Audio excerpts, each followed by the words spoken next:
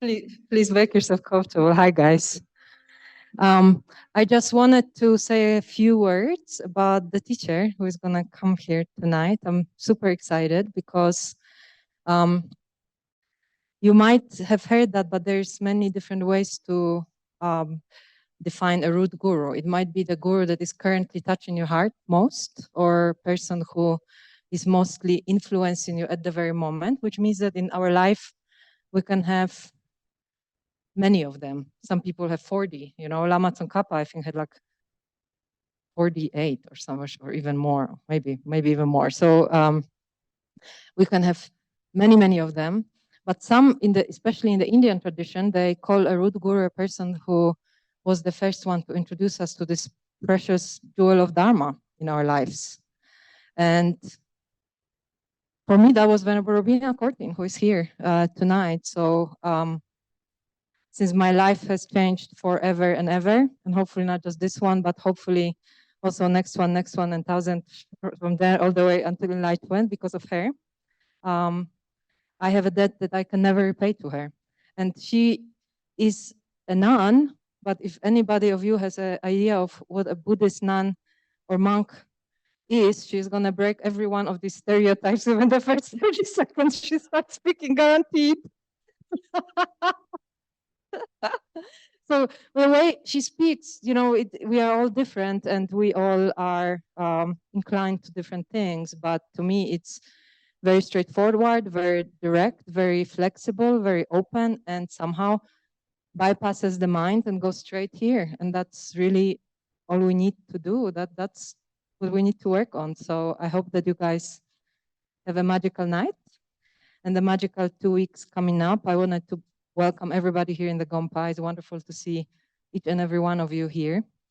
We are putting a lot of work into making this place cozy, comfortable, homey, and we hope you feel this way. And if you don't, please come up and give us some feedback because we will, do our best to make it the best we can.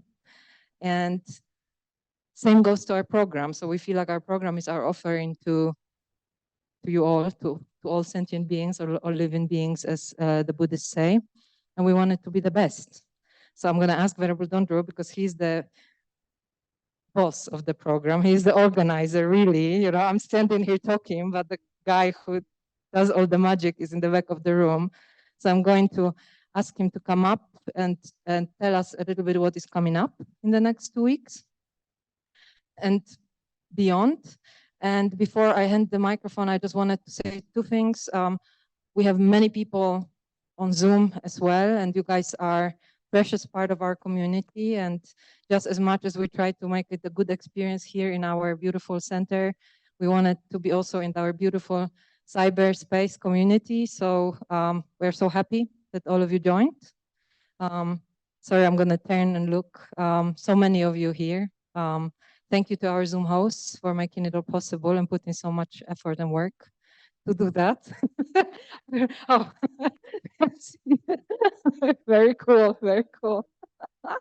And another thing that is not in our calendar, but it's kind of cool, whenever Robina will give a interview tomorrow on the radio. So if you guys are tuned in tomorrow from, I think, 2:30 to 3, and I forget now, I think it's KBSC or something like this. I'm going to post it on our WhatsApp group. So if anybody uses WhatsApp and is not in our WhatsApp group but would like to be, just let anybody of the staff, Venerable Dondro, myself, Jeff in the back, Charlene, Nancy, anybody know, and leave your phone number and we can all add you to the WhatsApp group and I will post it there. And we just post different informal stuff. There is just our kind of personal community chat. So anybody who wishes to join, also from our Zoom community, then please send it to Sheila so she can add you to the group as well. And Venerable, the stage is yours. Hello. So, as Nina was saying, we have this extraordinary opportunity for 2 weeks. Last time Venerable was here, we only got a weekend, and it snowed. So, but now we have a full 2 weeks with Venerable Robina, which is amazing. She's teaching literally every day for the next 2 weeks. Be your own therapist on Tuesdays.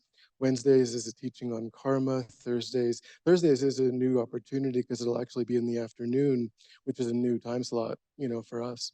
That'll be on emptiness the next 2 Thursdays, and then 2 weekend retreats with the Friday night kind of attached to the weekend retreat. It's a public talk, but it's all sort of connected to each weekend retreat, one on Mahamudra, one on facing death without fear.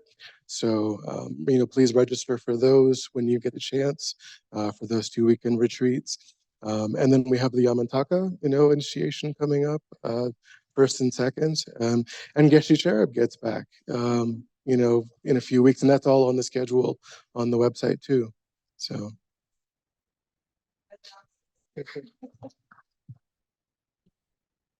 And just a couple of words of what is going to happen. So I'm going to bring Venerable Robina in the room.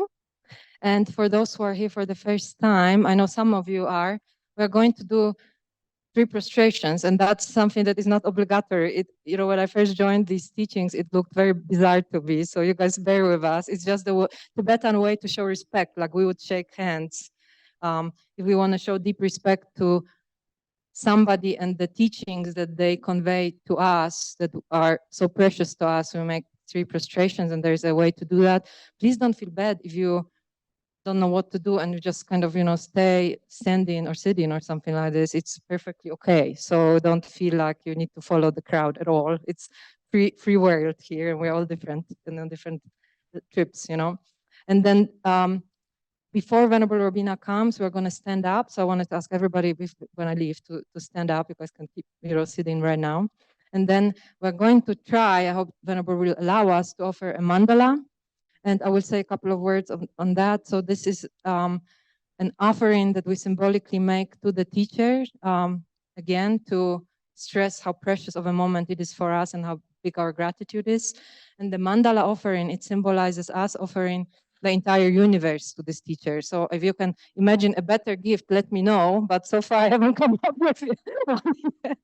So that's the best of the best you can imagine. And there's a little chant that goes with it and a little ritual. So you'll see what it looks like. And then the teaching will start, and hopefully there will be a Q&A session at the end. And then hopefully see you tomorrow at 7 in the morning for the meditation.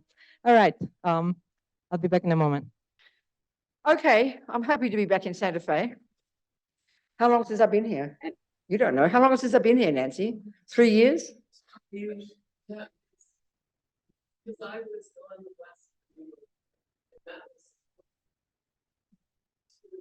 When did we finish this? When did we finish the building? I was here then. Yes, I do. Huh? November 23 when we finished. Didn't I come recently? Last January. January, was it? Oh, it's not as bad as I thought. All right. What am I supposed to talk about? Psychology of Tantra. Okay. The philosophy of Tantra. Oh, all right. Okay. Okay. Venerable, maybe when we start with a mantra offering? I think it's auspicious to do that. So what Nina's going to do is sing a little prayer, and it's called a Mandala offering. And basically, it's just imagine piling up all the marvelous things of the world and offering as a request for the teachings. That's really the meaning, making an offering as a request for the teachings. It's like asking for an ice cream and you pay your money. So the mandala's like money, sort of like that. Go on, a little one, just a little one, short one. And show on the screen the mandala. That's the refuge prayer. That's no good. There it is. That's right. These two here, exactly. That's right. And they're gonna all this. They're gonna do this thing where these things here. They're gonna offer something that represents the universe, that pokey thing, and then they're going to also offer representations of enlightened body, speech, and mind as a cause for us to achieve them. It's got a great, nice meaning.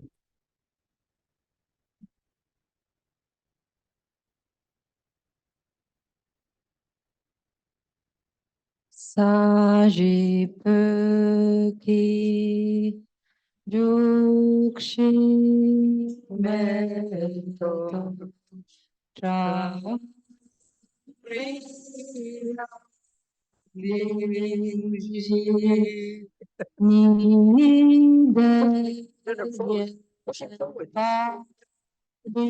Can't be both. Sa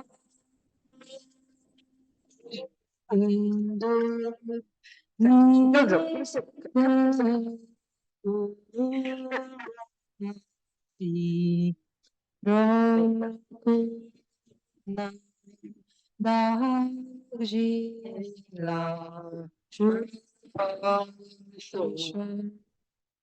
Jetsun la da da kyenam ki chu ki ka la yes chu ji ji ampe du je di la ja gi chu ki cha pa ra tu si idam gur kam ni raya. Okay, And we chant together the I'll prayer lead that one. refuge. Yeah, I'll lead that one. So that's, it seems that's the protocol. So this one, we just do another little prayer. And the first two lines are really just expressing, for those of us who kind of figure we're already Buddhists, is kind of reiterating our reliance on the Buddha and the teachings. And the second two lines, as the Lamas would say, the Tibetans say, stating our motivation. And what we would say simply, what's stating our purpose, our goal, why are we here together doing this activity of listening to these teachings. But I suppose we can make it, an altruistic view. We're thinking we're sitting here, the word said, by listening to these teachings, by the virtuous karma we create by listening to these teachings. May we be able to become an enlightened being ourselves so that we can be a benefit to all suffering sentient beings. Thinking like that. That was the first one in English. The second one and third we'll do in Tibetan. Sangye chadang soke tognam la jang chu baru dagni kyap suchi dagi chanyen gipe sonam ki drola penche sangye drupa shog sangye chadang soke tognam la jang chu baru dagni kyap suchi dagi chanyen gipe sonam ki drola penche sangye drupa shog sangye chadang soke tognam la Jang Chu Baru Dagni Kyab Suchi, Dagi Chunyen Gipe Sonam Ki, Drola Penche Sangye Drupha Shog. That was 4 times. Okay. All right.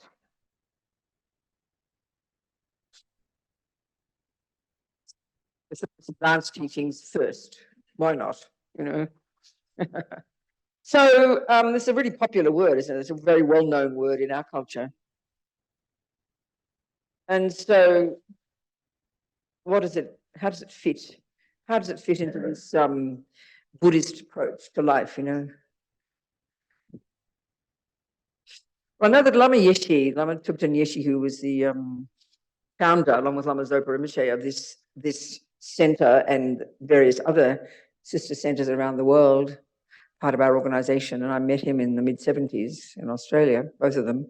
From the very beginning, when he started teaching Westerners, and all the hippies would come because, somehow in Kathmandu in the early 70s, people went along for the marijuana, but also seemed to think that came along with enlightenment. Somehow they got both together. There's always this view. I don't know why. I mean, it sounds really silly, but Tibetans looked like what we thought were hippies. Men wore long dresses and they often had their hair in long hair with colored things and coral earrings that looked just like what we thought was hippies. In fact, Tibetans are really conservative, so it's kind of like not at all true. Somehow this seemed to come together in Western people's minds. So the beginning, especially in the late 60s, early 70s, the ones who went to Kathmandu, to Nepal, where many of the Tibetans had come into exile 10 years before. Yeah.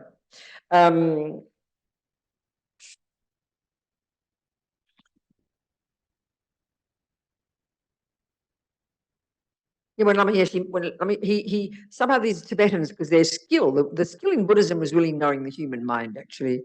It really is the simplest way of saying the expertise of the Buddha is the human mind, how it works and how to transform it. Because as far as Buddha is concerned, we have this extraordinary potential, you know. And so when Lama Yeshe came along, Lama Yeshe and Lama Zopa, both they met when they came into exile in northern India.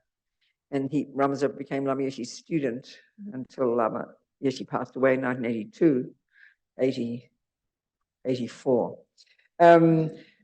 They started to learn English. Somehow they had some intimation that their disciples would be English speakers, you know, they began to learn English. And so Lama Yeshe, when he first met Western students, they started coming to this Courtin monastery up on a hill outside Bodhanath in Kathmandu, where many of the Tibetans came in exile. They all flocked to Kathmandu. So there's an extraordinary Buddhist history there.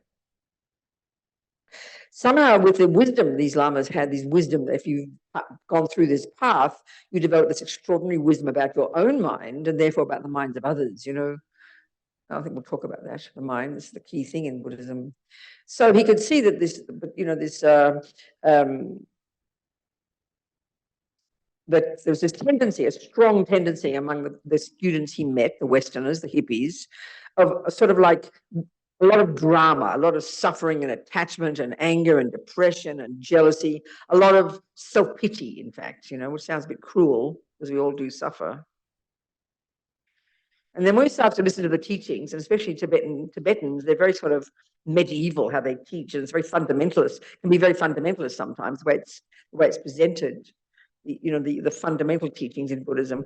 It was easily taken by the hippies or by the Westerners as a tool to kind of beat yourself up, you know, because Buddha talks all about, this is going to be very much relevant to our discussion, Buddha will talk about why we suffer. Buddha has his Four Noble Truths that he presented after he became enlightened under the Bodhi tree a couple of thousand years ago in India, and then he went around and taught.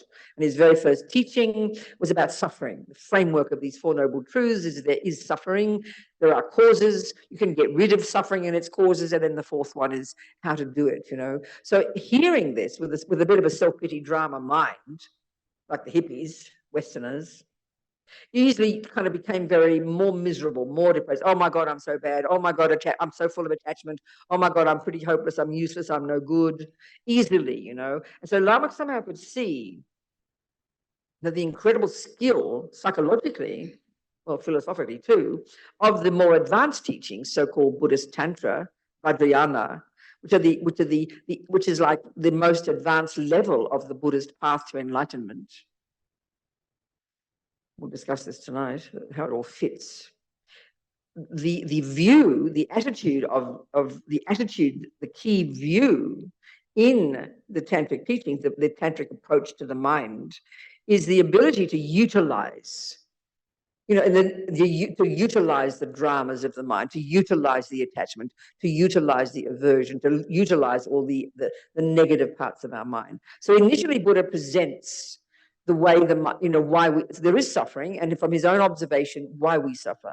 And as far as Buddha is concerned, why we suffer is to do with our neurotic states of mind. We have these misconceptions deep in the bones of our being that misrepresent the world back to us. You know, this is Buddha's analysis, really, very simply. But as you progress on the path, first subduing your body, speech, and mind, getting disciplined, living in vows, then becoming your own therapist, as Lama Yeshe would put it, and becoming intimately familiar with your mind, and beginning to identify this attachment, which for the Buddha, in the Four Noble Truths, is the cause of suffering. But extremely hard for us to understand it, observe it. But once you're on the path and you've learned to subdue your body and speech, then you learn to subdue your mind, and then you go on to the compassion, to the bodhisattva path, where you then learn to develop this extraordinary levels of love and compassion, to want to be of benefit to sentient beings. And then you enter the Vajrayana path, where they say it's the quick path, the very sophisticated kind of types of techniques that enable you very quickly to utilize all the parts of our mind as grist for the mill to enable us to quickly achieve our own enlightened potential. And that's the general idea, you know. And so Lama could see, because of the because of the intensity of the amount of attachment in the world, especially the way it's expressed in the modern Western world, where we're just overwhelmed by attachment, overwhelmed by the objects of attachment, overwhelmed by lots of delusion and lots of suffering. And somehow he could see that he felt that we could understand the principles of Tantra. So he would start teaching, he would try to get us the essence of it, you know, convey to us the essence of the tantric approach to the mind as a way to lift us, to pick us up and lift us and begin to discover our extraordinary potential. So the key to understanding this point I'm making is to understand the mind, basically to understand the Buddhist view of the mind, you know. As far as the Buddha is concerned, you've got three main categories of states of mind. The two that we're going to just mainly discussing here are the neurotic, deluded misconceptions, the problem states of mind, mainly attachment, and then the positive states of mind, love, compassion, kindness. And the Buddhist psychological model makes a very clear distinction between the neurotic ones and the virtuous ones, and the unhappy ones and the positive ones. You know, in our world, we give them all equal status. We all identify with them. We all know the words attachment, anger, jealousy, depression. We all know the words love, compassion, kindness. And as far as we're concerned, and our models of the mind are concerned in the West, and as far as neuroscience is concerned, they're all just equal parts of a normal person. But the Buddha's view is way more radical, you know. The Buddha has found from his own experience that the neurotic states of mind are not at the core of our being, are not intrinsic to us, and therefore can be removed. And the whole point of the Buddhist path, one way of describing the entire Buddhist path to enlightenment, is a series of methods to rid our mind utterly of attachment and all the neuroses. So the tantric approach is a very skillful approach, and they use the analogy of like alchemy or different kinds of views where or like a person who's really skillful at knowing how to use poison as medicine, because essentially the poison the Buddha talks about is attachment. But if we're very advanced practitioners and very skillful, we can learn to utilize that. So another way of putting it is, you know, one of the whole approaches in meditation, in the tantric approach to practice, is where, you know, so you see it in all the iconography in Tibetan Buddhism, not in Zen Buddhism, not in Thai Buddhism. You won't find it there, not in Vietnamese, but in the Tibetan tradition, because mainly, really, I think it was only in Tibet that all of the teachings, the different levels of Buddhist teachings came intact in Tibet, including the Vajrayana, the Tantrayana. You won't find that intact in other Buddhist countries. So one of the approaches in meditation is to take all these, you know, you see these all these different images. We see them right here, somewhere behind us, right here. For example, here, you know, over there's another one over behind us over here. All these different Buddhas.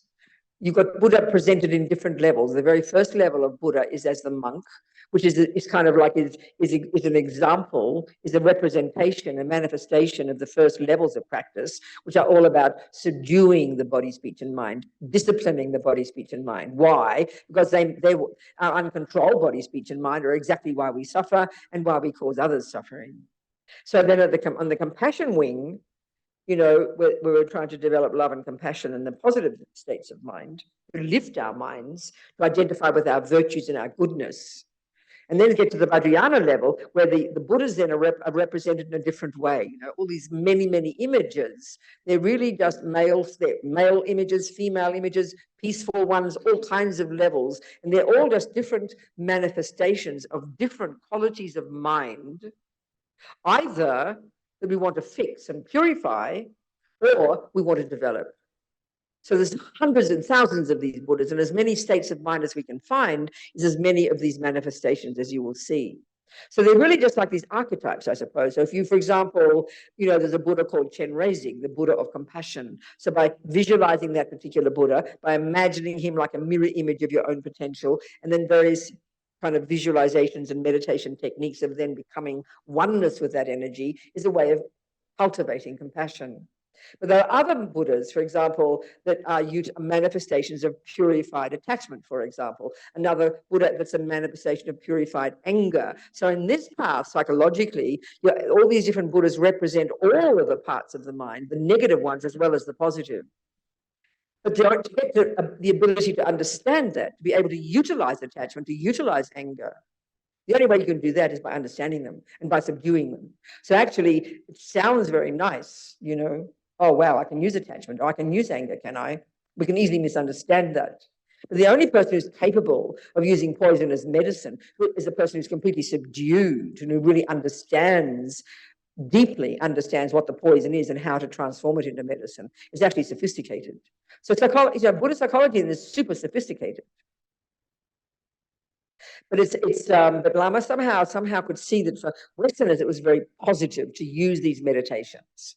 So he would teach us these meditations from the very beginning. He would get us to visualize Tara, visualize Chen Reizing, because there you are meditating. You know, in the initial stages of meditation, you learn to identify your neuroses, you identify the attachment, and you do these meditations where you're learning to subdue the attachment. And it's really hard work. And when you learn to know your own mind, you start to see the shit in there, and it's not comfortable. So we can easily turn it against ourselves and become very self-piteous, as Lama could see. But if you do these other meditations where you simply visualize these different Buddhas, so you visualize Tara, for example, a female Buddha who's totally divine. They're all divine images. They're like mirror images of our perfection. You know, Tara is this personification of action energy. Chen Reizing is the personification of compassion. And in this form of the Buddha being an enlightened being, therefore perfected. So by visualizing these Buddhas out there, totally perfected, and then you imagining you becoming that, is a way of lifting you. Instead of thinking only about your rubbish and looking into your mind and being guilty and hopeless and I'm angry and depressed, you're identifying with your virtue. You're identifying with your goodness. And eventually, of course, you identify with your joy, because joy comes from cultivating virtue. So this is really the approach, you know, that somehow from Lama from day one, he would get us to do these meditations. And because he said these were beneficial for us, because instead of always being miserable and unhappy and depressed, we're able to identify with our goodness, you know. So one of the things you can also see, we all want happiness, you know. We all want to feel good. And the Buddha's analysis of what happiness is very important to understand if we want to understand Buddhism at all. So he says the misinterpretation, what he would say is the samsaric view of what happiness is, happy feelings, as far as we're concerned, the analysis that we have as ordinary beings is completely misconception, he says. That happy feelings, the only way we know how to get happy feelings is to get an object of the senses. Because, you know, and that is an object of attachment. So attachment is a state of mind that's completely neurotic, completely self-centered, completely delusional, absolutely the source of suffering, but very hard for us to see it. Because as far as we are concerned, attachment is the cause of happiness. So something simple as a chocolate cake. If an attachment comes from a feeling of feeling less, feeling lacking something. So the more we have this low self-esteem and this I am, this kind of energy of dissatisfaction, I am nothing, which is the function of attachment. We come born in this life, we come programmed with it from countless lifetimes, Buddha would say, of practicing attachment. So we come into this life programmed with this incredible feeling of dissatisfaction, not having enough, not being enough. You know, so then naturally the next step is, well, there's something missing. So the obvious place where we look is the objects of the senses, which is the outside world. So as far as we are concerned, the way to get happy feelings, to feel satisfied, to fill up the gaping hole, is to get an object of attachment, the cake, for example. So attachment then functions first as dissatisfaction, then it functions as emotional hunger, what's missing, and you search for something, and then you manipulate to get it. And then what it does is it grotesquely, the extent to which you feel dissatisfied is the extent to which attachment will then exaggerate the deliciousness of the object. And it makes it look divine. And then attachment exaggerates the function of that cake of its capacity to give you happy feelings. So we put all of our energy into getting the cake in order to get happy feelings. So the Buddhist agrees we do get happy feelings, happiness, happy feelings, they mean the same thing. So as far as we're concerned, this is what he means by samsara, is that happy feelings, happiness comes from the outside world. Happiness comes from getting the objects of attachment, which we then think about and fantasize about and imagine and exaggerate and distort and then manipulate to get. Because it's a totally self-centered state of mind, totally obsessive. And this is the main source of suffering as far as Buddha is concerned. So what the Buddhist view, this is in the earlier stages of practice, is analysis. Happy feelings, yes, are triggered by getting the cake, are triggered by hearing the nice sound, but it doesn't last. And this is a really extensive analysis. It's always very depressing to hear it, but if we analyze it, and we'll see it's true. You do get happy feelings when you eat cake, but because happiness is an internal experience, it can't possibly come from a cake. We really believe it does. And then what happens is, because attachment's never satisfied, even when you get the first mouthful of cake, you're not satisfied, so you want another piece of cake, hoping that that will bring the satisfaction. But we all know you don't get satisfaction. What you get is you get a full stomach and want to vomit. So happiness disappeared into space. So Buddha's analysis is how to get happiness is not from the objects of the senses, which initially sounds very forbidding and very kind of like he doesn't want us to get happy. You've got to suffer, you know. But if we understand it in practice, we can see it's true. Happy feelings we all want happy feelings. Buddha would basically say everybody in the universe wants happiness, happy feelings, feeling, pleasure, you know. And all he's saying is he has found methods of how to achieve happiness. Because as far as he is concerned, the mind in its pure nature, when it's free of delusions and free of neuroses, is in the nature of happiness, in the nature of joy. It's its nature. So what happens is when you do these meditations, visualizing Tara, visualizing Chenrezig, you know, visualizing different Buddhas, by identifying with your goodness, you are able to also activate your own capacity internally for happiness without depending on sensory objects. Because as far as Buddha is concerned, virtue, love, compassion, kindness, when they are cultivated by lessening attachment and anger and jealousy and low self-esteem, you naturally then grow love and compassion. And then on the compassion wing, you proactively grow these states of mind. And what you're doing already is growing your capacity for joy. Because as far as the Buddha is concerned, the opposite of happiness comes from following attachment, following anger, following jealousy. I mean, look at the world, you know, we're living in hell. Happiness comes from your own mind, not from objects. And happiness comes from practicing virtue and goodness. In fact, happiness, pleasure, joy, whatever words you like, these are our natural state. And so the most advanced practices, they're practices that can activate that very quickly, you know. But it has to come along with wisdom. And in other words, you know, I like to use the analogy, well, they talk about it as the most advanced level of teachings. Buddhist Tantra is the most advanced level of the Buddhist path to enlightenment. So being most advanced, you can't possibly do that if you haven't done the earlier stages. You can't even understand it, you know. Like I said, you know, it's only a person who understands poison who's able to utilize poison.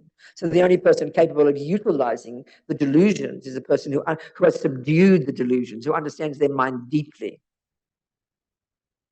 I mean, that's really one way of describing the approach, you know, the approach from the tantric point of view, the Vajrayana point of view, in day-to-day life.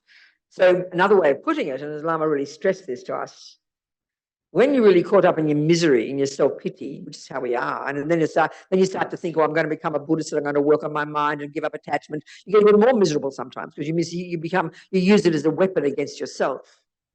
Whereas if you do these practices where you visualize Tara, visualize Chenrezig, you visualize your perfect potential, it can encourage you to lift yourself instead of having self-pity and low self-esteem and I'm miserable and I'm pathetic, which is how we often get totally caught up in our misery. We then instead, by doing these other practices, we learn to cultivate self-respect and an attitude of respect, a self-respectful attitude, an attitude of being content with who you are, of being full. You're practicing being fulfilled. By visualizing Tara and meditate on being Tara, you're practicing becoming a Buddha. In the earlier stages, you kind of got your hands, like a friend of mine said, my friend is a therapist and a Buddhist. In the earlier stages of practice, you've got your hands in your own shit, and it needs to be there to identify the causes of our misery. But sometimes we get overwhelmed by that and stay in our misery and become very self-piteous. But by doing these actions, just simply at the most simple level, imagining Tara, we'll do a meditation before we finish tonight. It lifts you and you become respectful to yourself. And then because you're identifying potential, not just identifying with your misery, which is the irony of ego, you know. We're so overwhelmed by our attachment and jealousy and depression, we think that's all there is. I am depressed, I am jealous, I am no good, I am bad. But by identifying with Tara, your Tara nature, your Chenrezig nature, it can only lift you. So it's very positive, it's very appropriate. And Lama would teach us these meditations from day one, you know. That's the essence of what I wanted to say. So, better ask me some questions. Really is the essence. These meditations, simple. You're practicing identifying with your goodness, with your positive, with your. That's really what you're doing. It's called positive thinking, for goodness sake. I mean, Buddha's your main positive thinker, you know, I tell you. Identifying with your goodness. And this is really powerful because we look at our minds, look at our tendency of our uncontrolled thoughts, right? Well, I joke, but it's true. But I've never yet met a person who says, Robina, I can't stop thinking good thoughts. I've never met a person who says that. You understand? Because we can see the thoughts that come uninvited are the neurotic ones, the low self-esteem ones. I'm bad, jealousy, depression, or our constant self-centered kind of berserk, uncontrolled attachment fantasies, living in a fantasy world. Attachment is a fantasy, you know. It makes up stories of beautiful things out there that we think about all the time and crave. And we think of it as virtuous. But it's actually the cause of unbelievable suffering, you know, but we can't see it. But all of the nature of all these unhappy states of mind is that they're very constricted, narrow, fear-based. They're all fear-based, you know, they're all fear-based. And they're really uncomfortable, really unhappy. Whether it's the quality of love, empathy, kindness, you know, self-respect, self-confidence, all the positive thoughts, they are not rooted in fear. They're not constricted. They're open. They're spacious, and they bring joy. Literally, they bring pleasure. Literally, they bring happiness. Happiness and virtues and virtuous states of mind come together. Unhappiness, unpleasant experiences, and attachment and negativity come together, you know. It's hard to see that because attachment seems like a pleasing thing, but it's totally delusional. Attachment is a totally delusional state of mind. And of course, one of the signs of attachment is that you think of the object all the time. It's in your mind. You're obsessive. It's like totally obsessive. Attachment is a completely obsessive state of mind. And only the cause of suffering. Not realistic. It's a fantasy. One of the key functions of all the neurotic states of mind is that they distort, you know, the degree to which they are prevailing in our mind is the degree to which we are not in touch with reality. This is a very clear point for the Buddha. And attachments, its main job is to exaggerate something. And it's coming from emotional hunger. It's coming from a neurotic, emotionally hungry sense of a narrow, limited sense of me, you know. But it feels like it's so nice. It feels like it's good. We mistake it for a virtue. But it's totally poison, you know. And so the beginning stages of it, it's utterly impossible to use it skillfully. Utterly impossible. We can't even control it, you know. We don't even understand it. We mistake it for virtue. But it's the opposite. And it can only cause us suffering and unhappiness and disappointment. It can't possibly cause happiness, you know.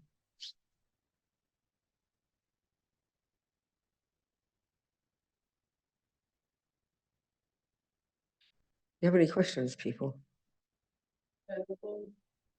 Yeah. There is a question on Zoom from Cynthia, Yes. and Cynthia is asking, can Venerable touch on the different types or levels of Tantra? Different types of what? Types or levels of Tantra? No, I can't possibly do that. Sorry, Cynthia. Well, I only know a little bit about the general ideas. I'm so sorry. And anyway, it's not appropriate unless you already it's not appropriate to talk about it unless we've received the empowerments and the appropriate practices, you know, to go to that level of teaching. I can't do that. I can talk about it in this simple way, which is the way Lama presented it to us, you know, which is very understandable. I can't do that, Cynthia. No. What else? Hi, Venerable Robina. Where are you? Yes. It's so nice to see you. Thank you Yes. for your teaching. Yes. The question I have is, I don't understand how to take attachment and turn it into something positive. No, I understand. That's right. Exactly. None of us can. Okay, so you mean to understand the meaning behind it, you mean? Even just the principle of it, you mean? Correct. Okay, Yes, I understand. Yes. I understand.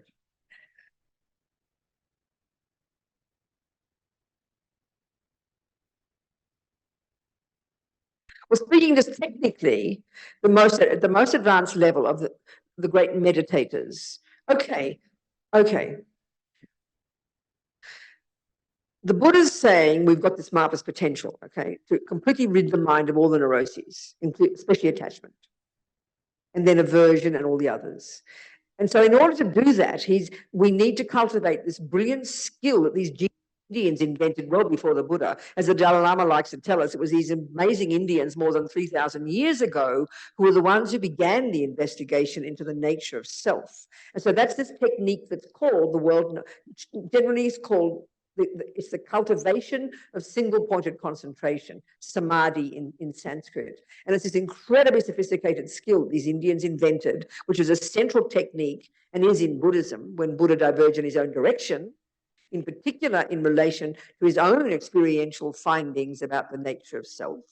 This is one of the major techniques that's used in Buddhism. So in order to do this job of ridding the mind utterly of these neurotic states of mind, which is, like I said, which as far as we're concerned in the neuroscientific views, are natural parts of a normal person. So it sounds kind of weird that you'd want to get rid of them, but this is Buddha's findings. So in order to do that job, because they're so pervasive and so utter and so deeply ingrained, we need to cultivate incredibly sophisticated, subtle levels of concentration at very subtle levels of mind. And again, in modern psychology and neuroscience, we don't even posit as existing.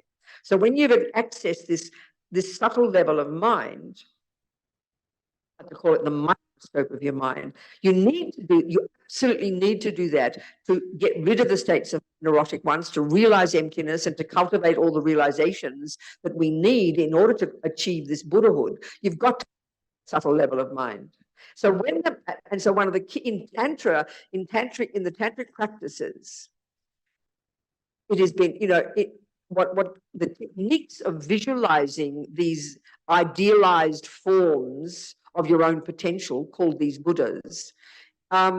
One of the key things they find is that the mind, that the energizing, when the mind is more subtle, it's naturally blissful, it's naturally joyful. I mean, if you read in the text, even in the sutra teachings, and Lama Yeshe talks about it in his Mahamudra book, in his Mahamudra teachings, when you've got even certain levels of single-pointed concentration, just naturally your mind is incredibly blissful, which sounds so weird to us to talk like this, but the nature of mind when it's unencumbered by delusions is naturally blissful, naturally radiant. So the key thing in Tantra is that they've found that there's something about the bliss that's energized in the mind in contact with objects of attachment. For a person who's qualified, that bliss acts like a rocket boost somehow to get the mind to the very subtle level quickly so that you can then become a Buddha very quickly. So it's like a tool that's used in the mind of a meditator and it enables them to get much more subtle, much more quickly. And bliss, this capacity, this experience of bliss, which is what is experienced when you have contact with an object of attachment, it can be utilized. So do you understand theoretically what I'm saying? That's the idea. So it's really a very technical point. You understand? That's what they found. The tantric teachings are the most sophisticated, the quickest methods of enabling the mind to get to the subtlest level in order to remove the delusions, in order to achieve Buddhahood. That's what they found.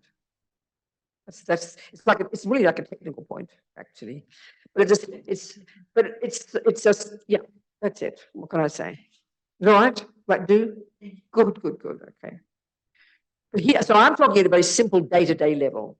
So talking about identifying with your joy, identifying with your goodness, identifying and learning to be, even your daily life. We all know what it's like when you meet a person who's miserable. Okay, we all suffer, and it's nice to be empathetic. But we know when there's someone in our lives who's always miserable, always self-centered, always depressed, always moaning, always complaining. In the end, you want to keep away from them. They're not pleasure to be around, Whereas if we can see for our own benefit, and then indeed to be of benefit to others, to have some kind of self-respect and to have a view of yourself that's lifted, you can be incredibly beneficial to other people and yourself. And it's really powerful for yourself to identify with your goodness. And so even like, when you go out, it might just sound really silly. I don't know what I'm saying. But you listen, if you go to a beautiful party or something, you have a shower. You don't go all smelly, and you don't, you wash your hair, you make yourself nice, you look beautiful. So as Grace Kelly said, of course I have to look beautiful. People have to look at me. So you can see the sort of, and this is where Tantra utilizes the objects of the senses. So if you can see that and this is a compassion wing, that you can make yourself look beautiful in your way of looking beautiful, you can lift other people. So instead of walking around looking all ugly and smelly and depressed and I'm horrible and I'm angry and I'm no good, you drag everybody down. So this attitude of lifting yourself, it's powerful in terms of having self-respect, And then you can also benefit others. Do you see what I'm saying? So it's a practical application. That's how Lama would try to get us to understand. Instead of walking around with all this self-pity misery, make yourself look lovely for others, I love that when I heard Grace Kelly say that. Of course I have to look beautiful. People have to look at me. So we thought that way, it'd be such a gift to other people. You understand what I'm saying? That's the essence of the tantric approach, really. Identifying with this deity with, looking radiant and beautiful. Perfect. So that's utilizing, that's the opposite to the very first level. The very first level of practice is basically give up sex, drugs, and rock and roll, and give up beauty and just go to the mountains and be naked and fart and pick your nose. It doesn't matter, because you're giving up attachment to your self-centeredness. So now you're utilizing that view of being an ordinary person and being beautiful for the sake of others. That's from Tantra, for sure, that attitude. That's practical. We can all get that, We understand that. So that's where it's confusing, because on the one hand, we hear the Buddha says, give up attachment, doesn't matter how you look, don't, stop thinking like that way all the time. And then suddenly you hear that he says, go around looking like a deity. It seems a bit confusing. But that's literally the tantric approach. But it's not coming from attachment, it's coming from compassion. And that's the fundamental point about the tantric path. The main prerequisite is compassion, not ego-centered, not self-centeredness at all. The only person who can utilize attachment in any way at all, even by just making yourself look beautiful for the sake of others, is because of compassion. If it's just coming from attachment, it's just self-centeredness, Do you understand what I mean, people? Speaking simply, that's the tantric approach, Utilize in that simple sense. Or even, for example, even if you make a meal for somebody. Okay, if you're giving up attachment, you'll eat whatever you're given. One of the prerequisites for going off to the mountains, I remember when Venerable Rene, I interviewed him years ago about one of his long retreats. One of the prerequisites in the books is to give up attachment to anything, not care, eat anything at all, doesn't matter. Eat any old thing. You've given up attachment to how you look. You've given up attachment to food. That's appropriate. But then when you then utilize that, you can make a beautiful meal. It will be an incredible object of attachment, but you can make it out of compassion and offer it to somebody. That's the tantric approach. Do you understand? So it's a simple way of saying it, Because if you're giving up attachment on the first level of practice, you'd walk around looking pretty ugly. You wouldn't care how you looked. It wouldn't matter. You wouldn't care what people thought of you. That's wonderful. We also live in a world where we can learn to be compassionate and utilize beauty. Another way of putting it about Tantra is you're utilizing beauty, you know. Normally we're totally attached to anything that's beautiful. Without it, we can still utilize it. When you've got this approach, you wouldn't need to have attachment, but you'd utilize the beauty for the sake of others, gift to others. That makes sense, I think. We understand that one. Instead of it just being coming from attachment all the time. I don't know, something like that. What about any questions, people? No? Cynthia has follow-up. Good, Cynthia. Yes, sweetheart. Yes, Cynthia. Try again, Cynthia. Cynthia, do you want to unmute and ask your question? Ask my question. Come on, Cynthia, talk to me. Yeah. Thank you, Venerable Robina. I'm here. Can you hear me? I can, sweetheart. Loud and clear. I guess I'm just trying to understand, like, when am I ready? So I'm like seeking information, trying to understand it. And I know that there are, for example, different deities. Yes. So how does one choose or where to start? Yeah, thanks. I understand you now. I understand, Cynthia. That's very good. Thank Yes. you. Okay, darling. Okay. So first of all, how do we know if we are ready to enter into practices that are coming from the Vajrayana? It's a major question. Everybody has that question. If you've committed to the path, you've taken refuge during the first stages of practice, maybe you've even gone to the second stage and you've taken bodhisattva vows. When am I ready, you know? So, well, Tsongkhapa puts it very clearly. If we look at the entire path, this so-called Lam Rim that he presents very simply, these stages of development, these stages of inner development.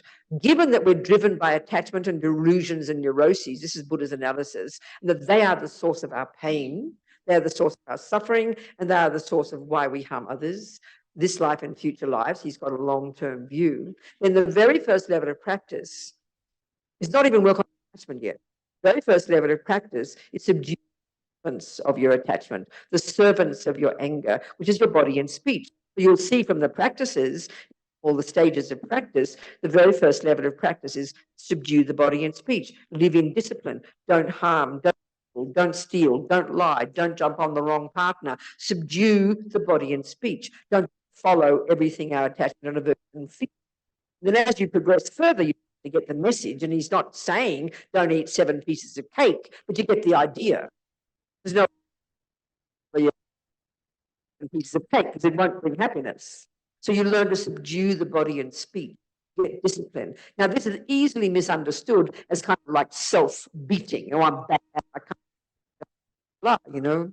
But it's really powerful first level of practice. And then the next level is you start to work on the mind itself, because now you're more qualified to be your own therapist. Because you've subdued your body and speech, you've got discipline, you can now learn to develop meditation skill and to see your mind and to unpack and unravel your mind and identify attachment and anger and jealousy and distinguish them from the virtuous states of mind.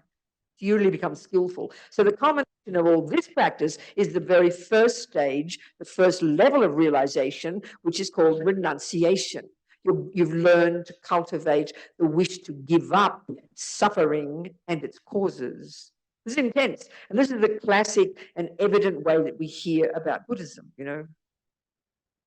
Now, but then the next level of practice, you go to the bodhisattva wing, the bodhisattva path. A bird needs 2 wings, wisdom and compassion.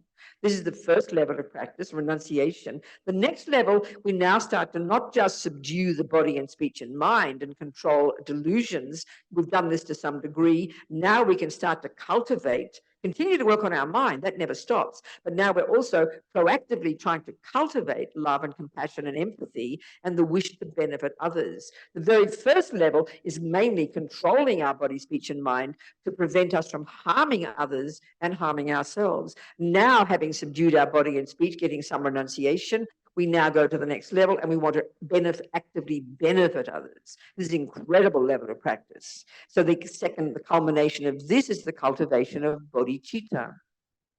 Now, the next level is you go to the 6 perfections of the bodhisattva, and the 6th of those 6 perfections is where everything is leading to this, is where you now are able, through skill, through renunciation, through bodhicitta, you are now able to get to develop the wisdom that realizes emptiness. You're able to unpack and unravel your mind to an incredible degree of subtlety, and by understanding the connectedness of things in the universe, the dependent arising, you're now able meditation to realize emptiness and get wisdom.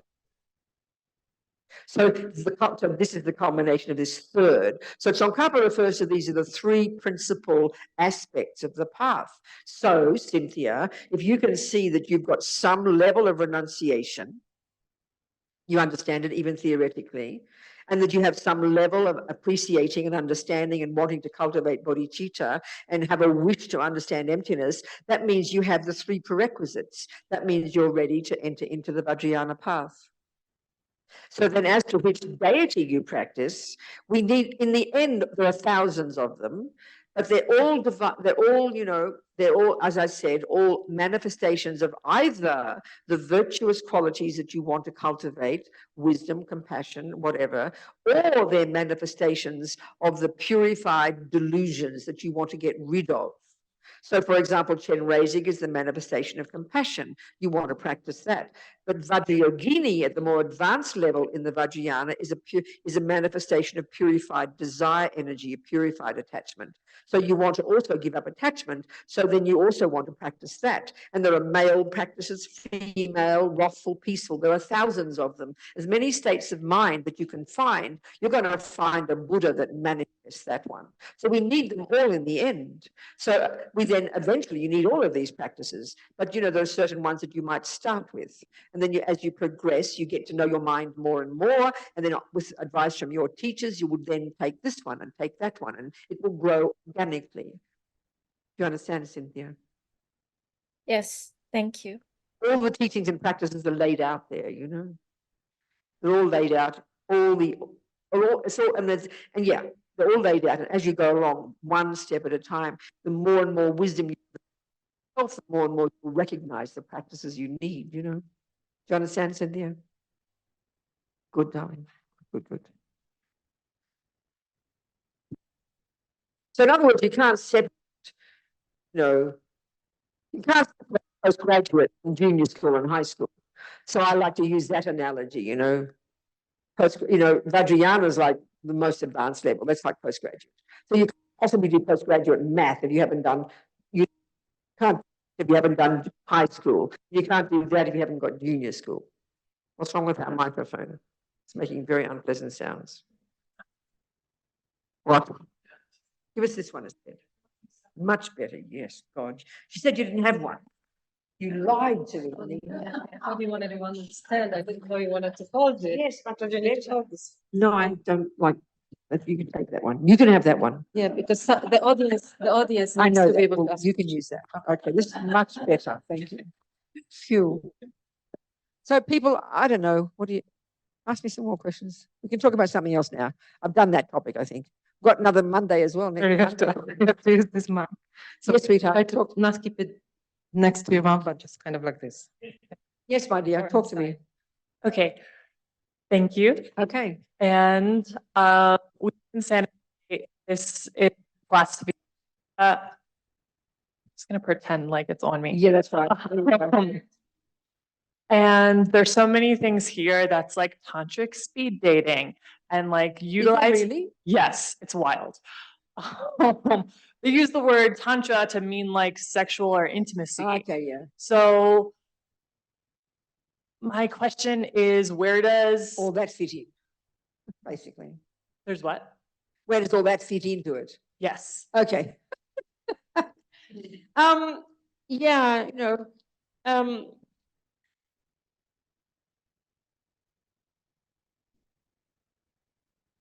you could, if we take this principle I said before, that in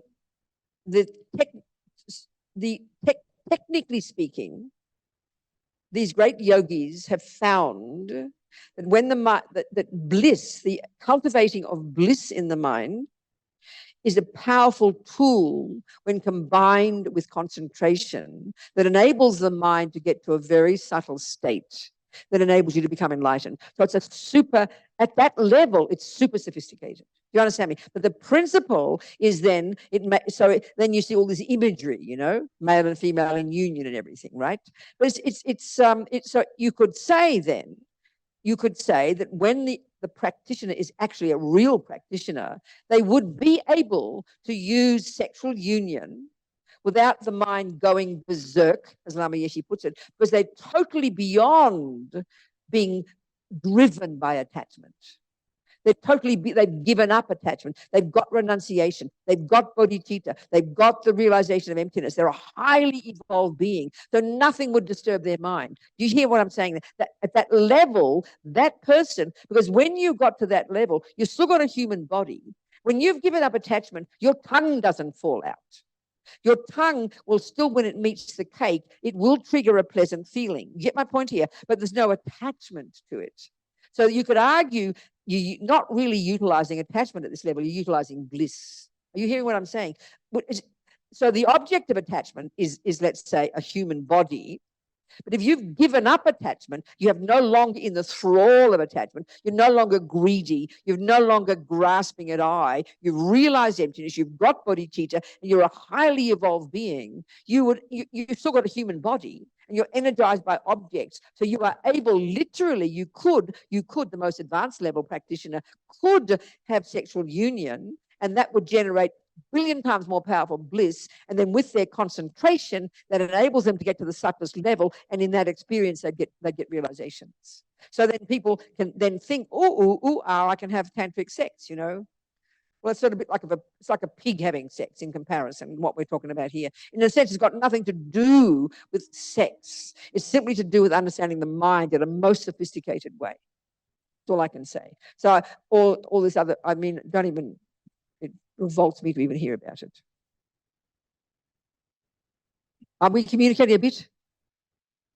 Okay, good. But if we're wise and skilled, that's why Lama Yeshe getting us to lift ourselves. So by visualizing yourself as Tara, that's from Tantra. It's picking yourself up, utilizing your beauty, but not seeing it as grasping, but doing it for others. That's valid. That's a simple example of utilizing. And you could even argue, it's obvious, if you're greedy and grasping and frantic and self-centered, your sex will be horrible. You'd be like an animal. We know what it's like when you got a person who's just greedy for you and they jump on you or whatever they do. Within 3 minutes, they're snoring, because it's just playing greed and grasping. But you even know if you're a slightly kind person and you have a person you're being kind to and you have sex out of kindness, it's far more pleasure. So the irony is when there's less grasping, there's more pleasure. So we can even see in ordinary life, but don't call it Tantra, that's all. But we can see the principle. If you are being, this is why I think, this is now talking about sex, as you brought it up, even I think in ordinary relationships, that because sexual contact is based on attachment, you don't go and choose the ugliest person in the street and then have delicious sex with them. By definition, you'd be repulsed. Because we only want to have sex with a person who makes us happy, that gets us excited. So therefore, the only time we have sex is when we're feeling excited. That's why if you had a hard day at work, you don't want to have sex, and you're bored if your partner asks you. So, but if you're really trying to be compassionate, maybe you're tired, and maybe you'll have sex, and you'll do it out of compassion. That's a really kind action, I would say. So instead of seeing it always as just coming from attachment, talking even about sex, but don't call it tantric sex, please. But the principle of it coming from compassion and from the wish to make others happy is that's from what we're discussing here, really. Are we communicating or not? I'm just trying to give you my own views of it, not reading from the Tibetan texts. You understand? Yes, sure, I wouldn't tell you that. I don't think. In other words, bodhisattvas, a bodhisattva would happily have a relationship with a person they didn't particularly like. But that person would never know. That person would think they're the most beautiful person on the planet because the bodhisattva will be so loving and compassionate and kind to them and give them the best sex on the planet. Are we communicating here? I hope we are. I don't know. I'm just trying to talk. Really? Tantric speed dating? Is that what they call it? Speed dating? What's it mean? Having quick sex, does it? What's it mean? Tell me.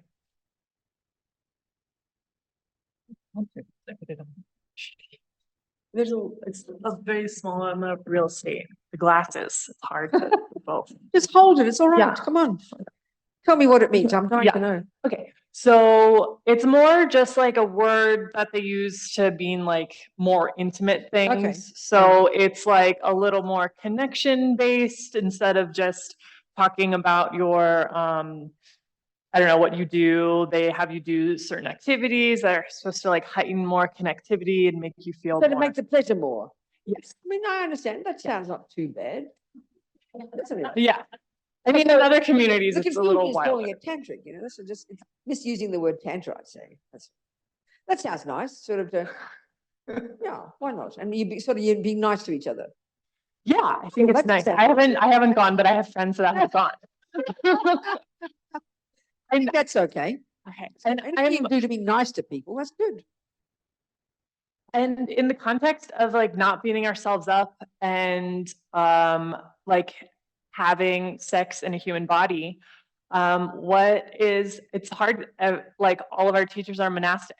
So it's like, okay, where does this fit in? How do we relate to this on an ordinary life? And it's just ordinary because we're not at that level that we're utilizing bliss for. Of course, that's right. So then, okay, the Buddha's view is very clear. Anything we do or say or think that's mainly driven by, motivated by a delusion. A delusion is called attachment, anger, fear, jealousy, depression. They're very clear. So any action we do that's mainly motivated by one of those, by definition, can only cause you suffering and cause you to harm others in one way or another and blind you from things. And in other words, they're utterly narrow and self-centered.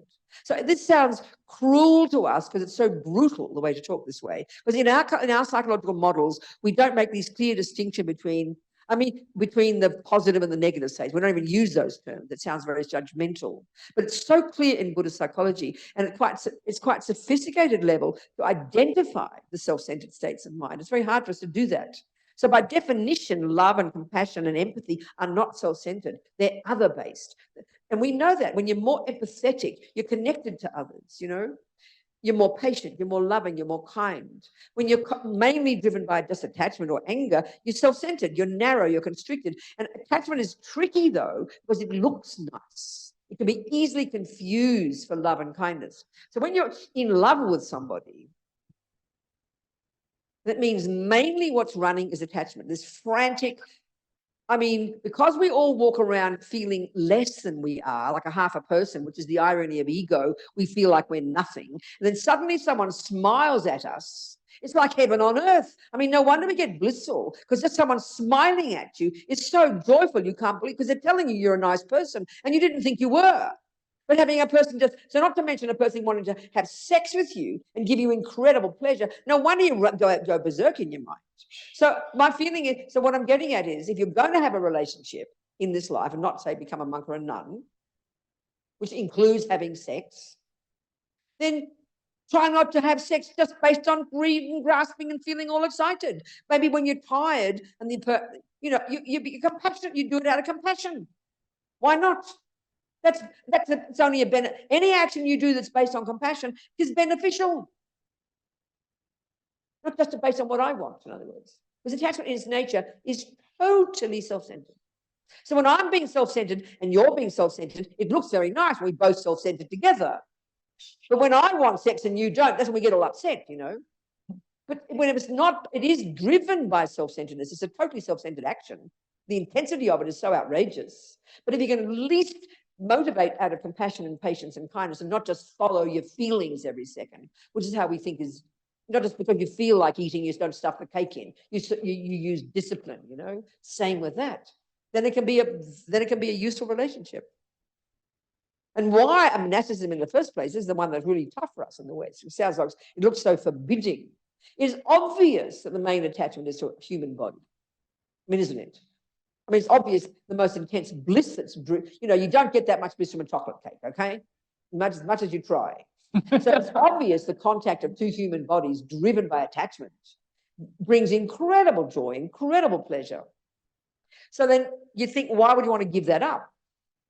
Well, you're not giving up pleasure, you're giving up attachment.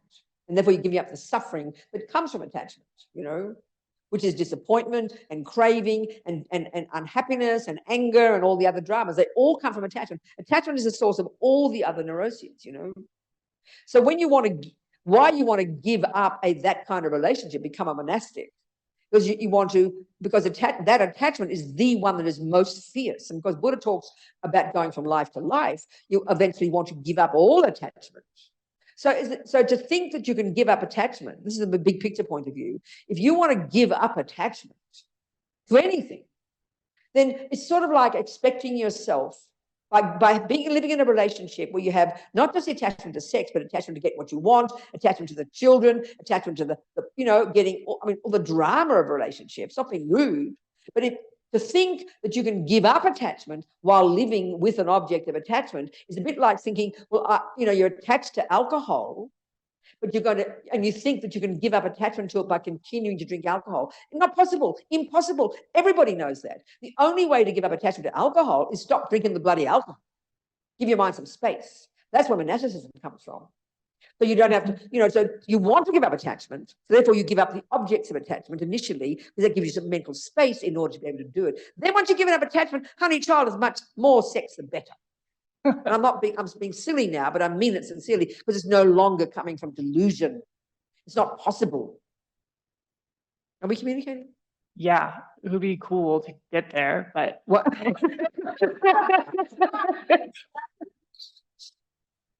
So we're all, you know, I mean, me in my life, for whatever reason, I mean, I tried to have pleasure from boys, and I tried boys and I tried girls, and I didn't try anything else after that. These days, we're very flexible. People try animals now, isn't it? I mean,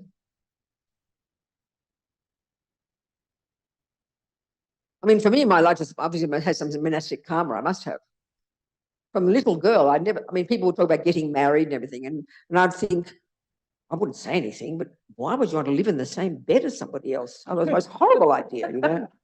I mean, the thought of it, I'd rather go to prison than live in the same house as another person. I mean, honestly, I suppose I'm just very self-centered, that's all. I don't know. The thought of it, I wanted freedom more than anything. Freedom to do and go and be do what I wanted which can be very selfish, but it's been kind of good in my life. It's been an advantage to follow. Yeah, that's just, we've got different minds, haven't we? But I remember a friend of mine in Switzerland, he couldn't care less about girls. And then he decided to become a monk. And from the day he became a monk, he became obsessed with girls. He couldn't think of anything but sex day and night. He nearly went mad, so he had to give up a monk, becoming a monk again. Then he went back to not caring about sex. So it's a bit difficult, you know. But when you understand attachment, but it's hard for us to do that because in the West, we don't have a similar analysis. If you could identify attachment, mainly attachment precisely, it's the mind of a vampire. Yeah. If you put it this way, if you mainly had attachment and not much love and compassion, you'd be what the world calls politely a narcissist, but more dramatically, you'd be a psychopath. That's exactly what attachment is. It's so utterly self-centered. And so because we are fortunate to have love and compassion in the mix, that's our saving grace. Do you understand? But if it's mainly everything that we do, the Buddha's saying, and this is where it takes time to see because it sounds so brutal, you know. It's not the analysis we give in the world. But attachment is so primordial, is so subtle, is so utter in the mind that it motivates everything ordinary people do every second, including ants and monkeys. In other words, everything that attachment is to get what I want every second, or it's to get nice. Attachment only wants nice feelings. Attachment only wants nice experiences. Attachment only wants to hear nice things and see nice things and feel nice things. And by definition, nice means what I think is nice. So it's utterly self-centered. So it seems cruel to talk this way. But when we really understand this analysis, and this is Buddha's, this mightn't be Jung's or Freud's, then we begin to see it. It's a totally self-centered, neurotic, absurd, distorted, exaggerated state of mind. And it can only cause suffering. So it's confusing to us because if you've got a relationship with somebody and there's plenty of good sex, but you also have lots of love and compassion, well, you'll say, no, attachment doesn't cause me suffering. And you might be right. It's because you've got love and compassion. But if you didn't have love and compassion, then you'd only suffer, you know. And that's where the Buddhist view again is the amount of work we need to do on our mind is so sophisticated. It's the ability to really go deeper and deeper, to get ever more deep inside and to identify precisely each second which thought it is and what it's thinking. And because they're all, at the moment, it's like we have a soup of feelings. We can't identify one from another. So the level of clarity and precision we've got to develop in just developing the ability to see the mind is pretty incredible, you know. So it goes ever more subtle. It's very, very subtle. As Lama Yeshe said, I can tell you about attachment for one whole year. Never begin to understand it. It's way more subtle and pervasive than we could even think of in our culture. So it's interesting. So in other words, the Buddhist view is, if we think happiness comes from cake and boyfriends, then when you think you've got to give up attachment, we think, oh, I've got to give up my boyfriend, I've got to give up happiness. We throw the baby out with the bathwater. No, the point the Buddha's making, literally from his own experience, he's found that actual happiness, joy, comes from virtue, from love and compassion. When you're loving and compassionate and empathetic, you're a fulfilled, joyful person, you know, and you wouldn't be driven by attachment. Are we communicating, people?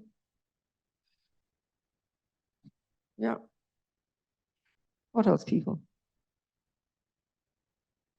Anybody else? It's 8:30, time to go home. Already we've done. It went quickly. It did. May I ask one question? Yes, Nina. I know that there are some people, maybe online, but here in the room that are pretty new. Not again, would you, Nina? Yes. We have some people in the room who are pretty new to Buddhism, and I was wondering if you could talk more about bodhicitta and bodhisattva, because this could be foreign words to some people, and they're mentioned many times today. Okay, in the what are our teaching. topics for the rest of the 2 weeks? Is it coming up? Is it on the list to talk about it? Bodhicitta? Yeah. No. Venerable? What are our topics, Dundra? Oh, no bodhicitta. Karma, emptiness, Mahamudra, and death. Okay, and death. Okay, death comes last. Yeah, okay, so this Buddhist model of the mind, it's really distinct. It's really quite, probably, I mean, it's not as if Buddha doesn't make up all these things. We know these words. We've all heard all these words before. We know about them. They're universal. But he's just got his particular analysis of them, that's all. So there's three main, in the Buddhist model of the mind, when you study Buddhist psychology, you study, you know, you learn about these different states of mind. States of mind. They call them like states of mind, you know. And one group, he calls them negative or non-virtuous. Now, this we don't like. In psychology, we would never talk this way because it sounds judgmental, doesn't it? But he's got a very specific definition of those states of mind. The next lot are called virtuous or positive. Now, the third lot, I call them the mechanics of the mind, and it's a really crucial one to understand. Like you've got a state of mind called concentration. You've got a state of mind called good memory. Many of these we know. So if you're a murderer or a meditator, you need good concentration. If you're a sniper, you'd better have the best concentration possible because you'll kill the wrong person. So these qualities, these states of mind, they call them neither negative nor positive, because a murderer needs good concentration, and so does a meditator. So these are called, that's why I like to call them the mechanics of our mind. They enable us to function properly, whether you're killing a person or helping a person. So that's what they mean when they say neither negative nor positive, but they're crucial. But forget those here. Forget this now. The other two categories are the ones we have to learn to become familiar with. So that means, you know, the first lot for the Buddhist concern, they're called negative states of mind, non-virtuous states of mind, deluded, it's a really good word, delusion, or the term common in Buddhist psychology is affliction, mental affliction. You know, that's a term they use, affliction, a bit arcane for us. So these states of mind, we don't necessarily use these terms in modern psychology, but when we hear the examples of them, we all recognize attachment, anger, jealousy, depression, low self-esteem, arrogance. I mean, there's dozens, but even just a half a dozen is already powerful. We recognize them. Now the Buddha is saying there's got two main characteristics. And this is indicated by these two terms, disturbing emotion. Well, it's so evident. Check the last time you were depressed. You know, it was disturbing. To whom? You. Forget other people. Anger, it's disturbing. You see a person who's angry, they're really disturbed. They're really, really having a hard time. It's obvious. Forget the harm they're doing to other people. They're deeply distressed. They're having a mental breakdown. Look at them. And all these states of mind are rooted, this is really clear, rooted in fear. Because why? Because they are the voice of the main disturbing state of mind, the main delusion, known colloquially as ego grasping. This is what we get into Buddhist teachings about emptiness. The subtlest, most primordial, most pervasive, deepest, hardest to recognize neurotic state of mind is known as simply as ignorance, mak rigpa, unawareness. It's this this is unique to the Buddha's view, you know, where he identified this deeply mistaken sense of a concrete, set in stone, separate, lonely, bereft, fearful I.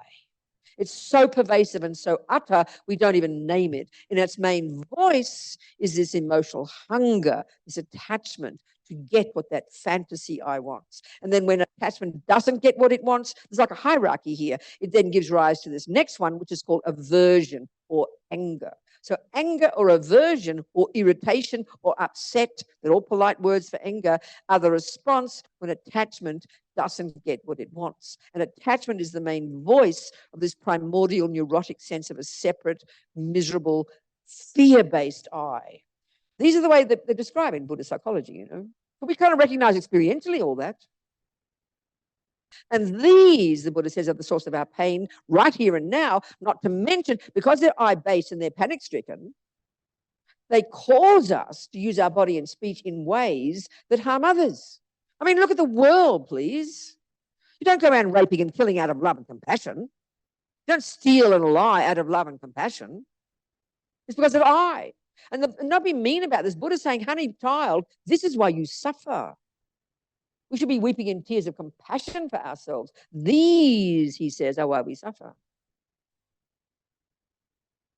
Now you've got the other lot. These are our saving grace. Empathy, connectedness, kindness, love, compassion, patience, to whatever degree or another. Now, we can see in ourselves, some days the neurotic ones prevail, other days with a bit of effort, the positive ones prevail. We can see this, and we can see with other people. You can see it. So they are not disturbed. They are not distressing. They are not neurotic. They are not delusional. They are not fear-based. They are not I-based. And they're the source of happiness and your ability to help others. Okay, they can be polluted by attachment. So when I'm in love with, you know, where's my boyfriend? Eric. There's my boyfriend, Eric. I'm in love with Eric. You know, I adore Eric. I love Eric. And Eric, because we're all fresh in our relationship, will think I'm the best person on the planet because I smile at him and love him and cook for him and kind to him and give him whatever he wants. Of course, I love him, but what's love? Love is by definition a virtue. It's altruistic. It's not neurotic. It's not I-based. And love is, may Eric be happy. Well, of course, I want Eric to be happy. But guess what? It's totally polluted by my attachment. Because the minute Eric looks mean at me, he's next second, he's out the window, out the door. Thanks, Eric, goodbye. He's not doing what my attachment wants any longer. So, you know, it can look like when we say we're in love, which is the most joyful experience, there is love there, but it's contingent upon attachment. We know that's true. So the job is, the Buddha's saying, guess what, folks? I've found a method to get happy. That's all he's telling us. That's what nirvana means. Not some place like heaven. Nirvana is the state of mind that you get when you've done the job of ridding your mind of this rubbish. And that's the part that the Buddha's saying. This rubbish, this stuff that is we are so familiar with and are so normal as far as we're concerned. You know, he has found they are not at the core of our being, they're the cause of our suffering. And guess what, folks? Here are some methods to get rid of it. But initially, of course, it's crazy. I mean, you go to a neuroscientist and say, please give me methods to get rid of all anger, all jealousy, all depression. They'll think you're mentally ill because they're normal parts of a normal person as far as we're concerned. So it's a shocking thing to hear. So the virtuous states of mind, which we start to really cultivate in the next level of practice, like I said before, they culminate in this outrageous kind of paradigm shift, which for us even sounds like a mental illness, called in Sanskrit bodhicitta. For some reason, I can't find any. The English word means mind of enlightenment. I don't know, it just bores me. I'd rather say the Sanskrit bodhicitta. I don't know why, I've just gotten to like it. This is the most outrageous state of mind. If you had bodhicitta, and I mean having practice sincerely, not just cross your fingers and hope for the best, what that's based on is, first of all, controlling your body and speech, then beginning to control your attachment and your aversion, getting renunciation, then developing equanimity and love, compassion, great compassion, all these different other qualities, perfecting these, and it culminates in this outrageous paradigm shift, such that now, having got this bodhicitta, you would only be thinking of others. Now, this really, for us, I think in our culture, that sounds like mental illness. There's no view like that. It's like a saint. You read about, I was a Catholic. I read all about the saints. I love the saints, you know. It seems almost impossible. But this is what the Buddha is saying we are capable of. So this level of love and compassion are like huge, beyond ridiculous. But it's really advanced level, you know. Then you're ready for the Vajrayana, the most advanced level. But by the time you get to bodhicitta, if, you know, once you've accomplished that level, it's extraordinary level of empathy and compassion, spontaneously, continuously there for other beings. You see so utterly, you've done the work on yourself. You see, compassion is the point in a way. That's why it's more advanced. And as the Dalai Lama says, compassion is not enough. You need wisdom. So wisdom, the wisdom wing, a bird needs two wings, wisdom and compassion. Wisdom is a term that used to refer to what you get when you give up the rubbish. Because not only do you give up being miserable when you give up attachment and aversion and the other stuff, but you also give up the nonsense and the fantasies that these minds make up in your mind. You're living in la-la land by living in attachment, you know, living in la-la land. Not seeing reality at all. So by letting go of attachment and aversion and the others, you get incredible clarity. And therefore, you're also breaking down the barriers, because they are the barriers that separate us from others. So by the time you get to the compassion wing, already you're pretty connected to others. And now you have developed this extraordinary levels of incredible compassion and love for others, to the point where it's not just, you see, it's not just moments of it, but you are doing this progressively, you know, where it's now sustainable and continuous. And when you have this bodhicitta, there's no longer the normal thought of I, because you've done the job of becoming a joyful, fulfilled person. So it's like, if you like, you can now afford to have love and compassion for others, because you finished the job for yourself. You're done, you know. So this level of compassion is pretty intense. But this always is progressive, step by step, step by step, step by step, you know. Is that what you wanted? Okay, good. But one step at a time, you know. What else? People? Yes. Yes, where? Who? Yes, sweetheart, go. Go, go, go, go. Yes.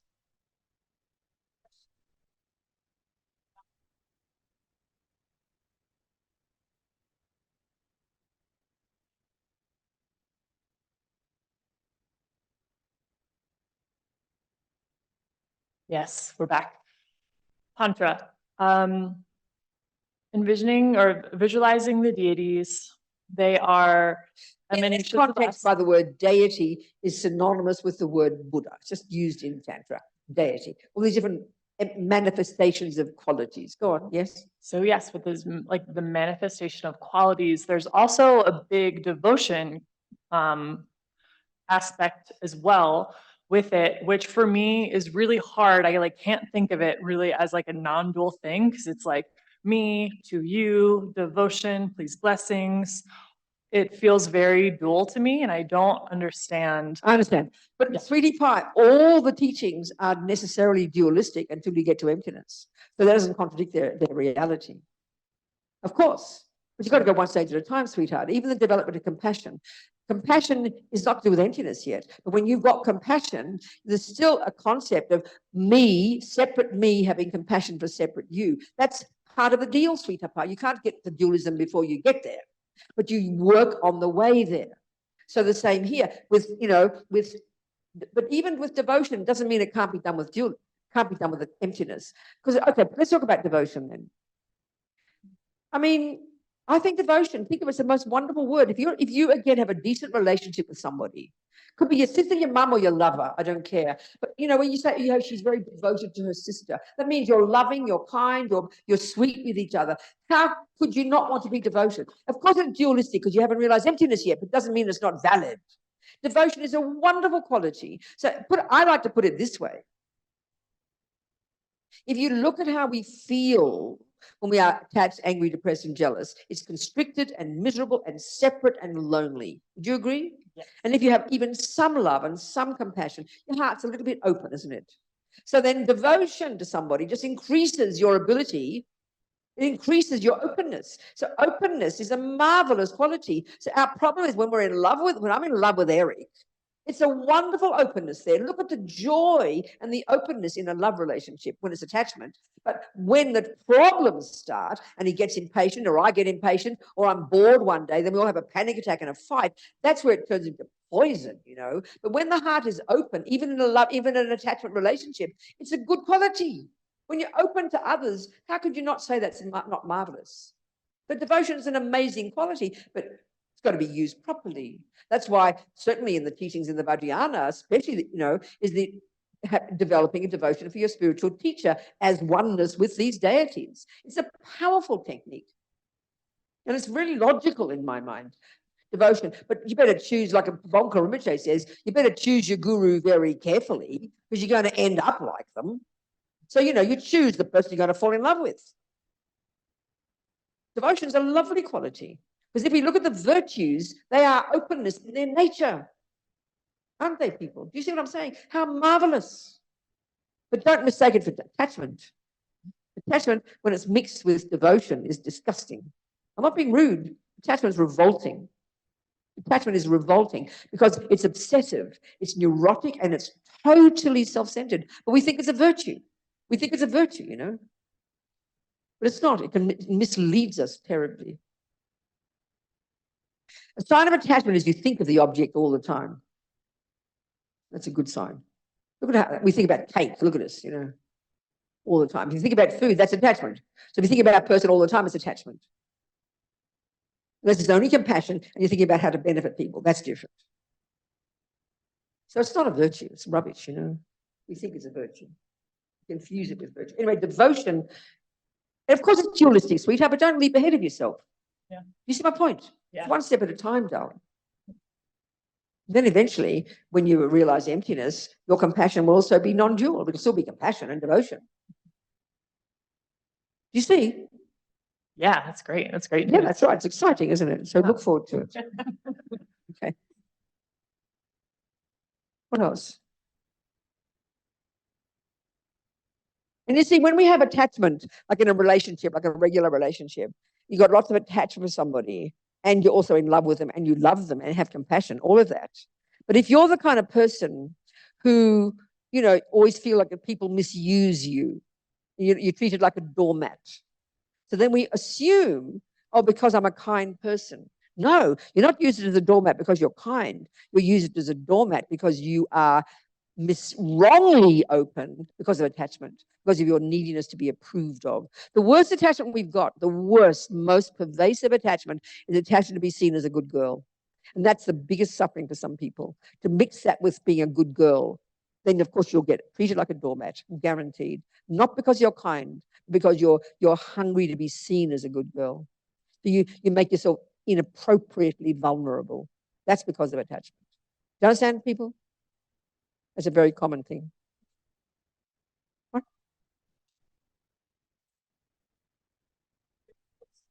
Good. So then the job is to give up attachment.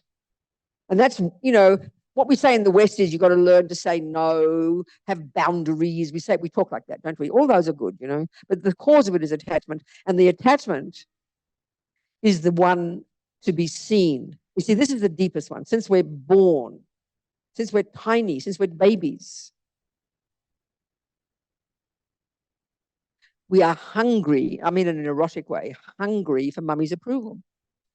But therefore hungry for everybody's approval.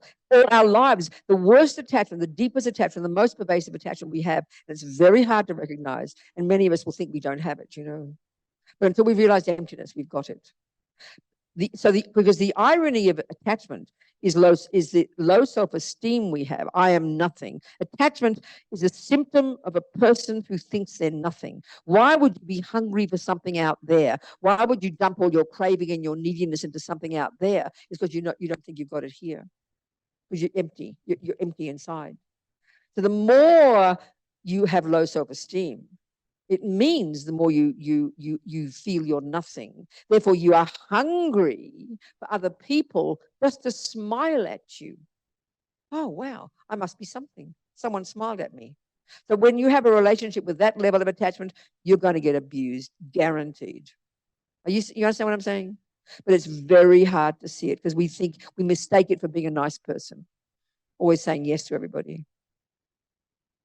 And therefore, because of this attachment, we don't even know what we really think.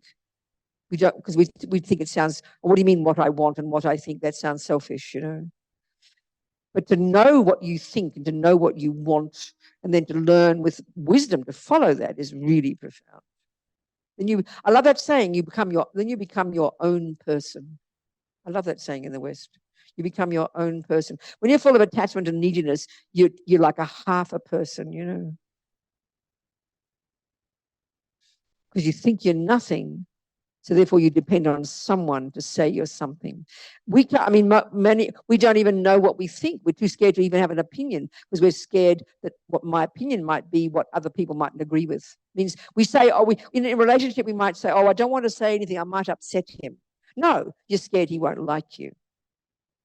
We need to be approved of. This is the deepest attachment. They say the yogis in the mountains who've given up the other attachments, given up sex, drugs, rock and roll, they are still thinking of what the people down in the village are thinking about them. In our head, we've got this constant conversation of what we're talking to other people, telling people things, telling them what we think, hearing what they're saying, getting them to, we're constantly wanting other people to hear what we think. What do you think loneliness is, You've got to ask yourself the question, why do we need other people to like us? We have to ask that question. Don't just say it's normal human behavior. No, that's not the answer. You've got to ask why it is I feel if people don't like me, why do I feel that I'm nothing? Because the fact of the matter is what people think of us is one thing and who we are is completely something else. And we completely link them. And that's why we're craving all the time feedback from people, what people think of us. Even in the car, on the freeway, a person toots their, you don't toot your horn here, what do you honk your horn? English, toot their horn. Someone toots their horn at you, you have a panic attack. A stranger has just indicated they don't like you and we have a panic attack. This is attachment to, they call it attachment to reputation. And it runs everything. It's more deep than any other and it's there continuously. In other words, we're continually judging ourselves in reference to what people feed back to us. So we're adjusting our behavior all the time to get the right response from people, to make me think I must be okay. I mean, talk about schizophrenic. I'm sorry. That's the deepest attachment of all. I remember this one, I always quote this one nurse, Australian nurse, worked with the dying or something, and she wrote a book, The 5 Greatest Regrets of the Dying. And she said, the greatest regret was I didn't follow my heart. I didn't do what I really wanted. I did what I thought was expected of me. That's this one. So, because especially if you're a good girl, you think it sounds selfish to do what you want, you know. But we're terrified of people criticizing us. That's why we don't say what we feel. That's why we're not authentic. We're terrified of what people think of us. It's very interesting. This is the deepest attachment. And it can be such suffering when you mix it with love, when you mix it with kindness. You understand? All right. Food for thought. Keep going. Time to go home. 5 to 9. Okay, dearest people. What? Yeah. Deshi has got her. Did you have a question, Deshi? No. Okay, No, darling. What? Who? She didn't. Okay, well, I think we're done, aren't we? That's the time. Finished, aren't we? Lorna, no questions for you, Lorna? You're okay? Good, Lorna. Where are you? What are those things behind you? What's this picture behind you? Oh, Lorna? it's a screen. It's a Oh, look, it's screen for the Buddha. Oh, Buddha you're and the sitting in Bodhi front of the, I tree. didn't see him. Oh, so beautiful. Look at that. Yeah. Look at that. Okay, I see it now. Lovely to Okay, see you, darling people, I'll Robina. see some of you Thank tomorrow you. morning. I'm leading meditation here. We'll see what happens. You don't have to come. I'm very happy to do it myself. But if you'd like to join me, you're very welcome. We've been trying to get it going here for several years, haven't we? I know. Okay, darling people, we finished with a little prayer, thinking anything that's been useful tonight, even 1%. Let's think we can see if we can use it. This is all advice. You know, if there was any useful advice, great. Why? To help us develop our own amazing potential so we can be helpful to others. And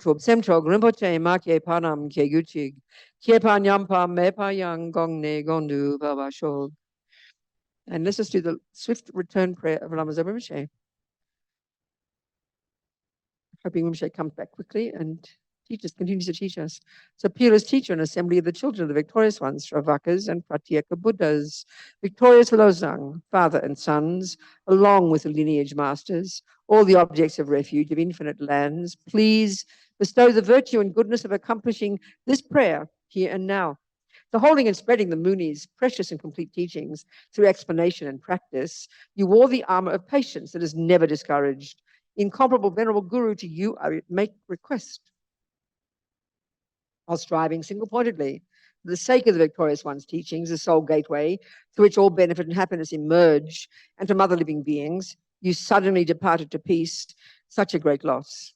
Nevertheless, through the undeceiving truth of the blessings of the ocean, of the three jewels and the great waves of bodhicitta, of the children of the victorious ones, may the smile of a reincarnation swiftly beam in glory for fortunate disciples. Okay, darling people, thank you so kind. Thank you, thank you, thank you. We'll see some of you again, who knows?